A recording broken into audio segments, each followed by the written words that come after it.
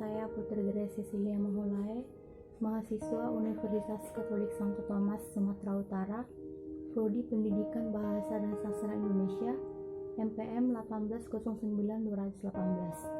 Dalam video ini, saya akan membahas tentang konsep organisasi dalam bidang humas dengan mata kuliah kehumasan yang dipandu oleh Ibu Liana SPDM Hum.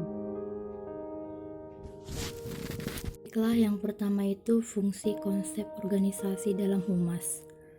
Humas merupakan bagian penting yang sangat dibutuhkan oleh setiap organisasi. Kehadirannya dapat membantu organisasi menciptakan hubungan baik dengan publiknya serta mencapai tujuan bersama di antara keduanya.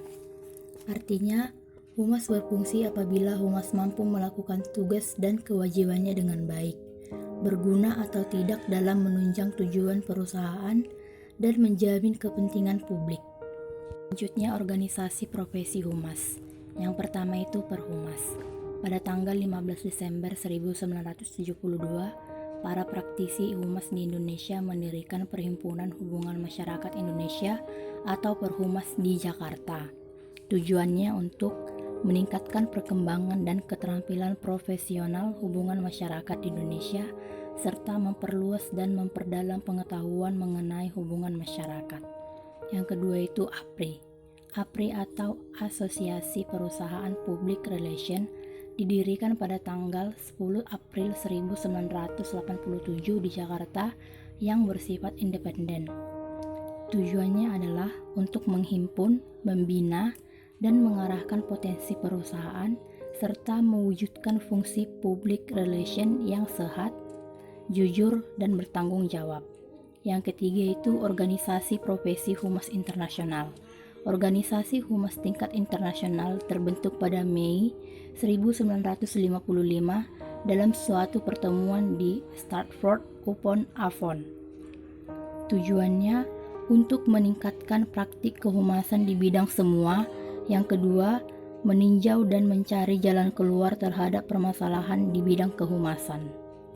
Kedudukan humas dalam organisasi. Kedudukan humas atau public relation practitioner dalam suatu organisasi atau instansi antara lain: 1. Menjelaskan tujuan-tujuan atau clarifying goals organisasi kepada pihak publiknya. Artinya, tugas ini akan terpenuhi dengan baik apabila humas memahami dan meyakinkan pesan atau informasi yang disampaikan. Yang kedua, bertindak sebagai radar, tetapi juga harus mampu memperlancar pelaksanaan publik polisinya.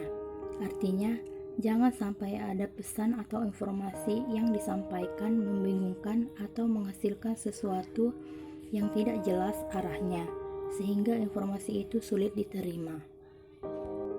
Selanjutnya, kegiatan-kegiatan humas. Ada 2 kegiatan humas dalam organisasi, antara lainnya yang pertama itu humas internal. Internal relation atau hubungan internal adalah kegiatan public relation untuk membina hubungan dengan publik internal seperti karyawan, para manajer, top manajemen, dan para pemegang saham atau stockholders agar citra dan reputasi organisasi atau perusahaan tetap positif di mata publik internal. Yang kedua, humas eksternal.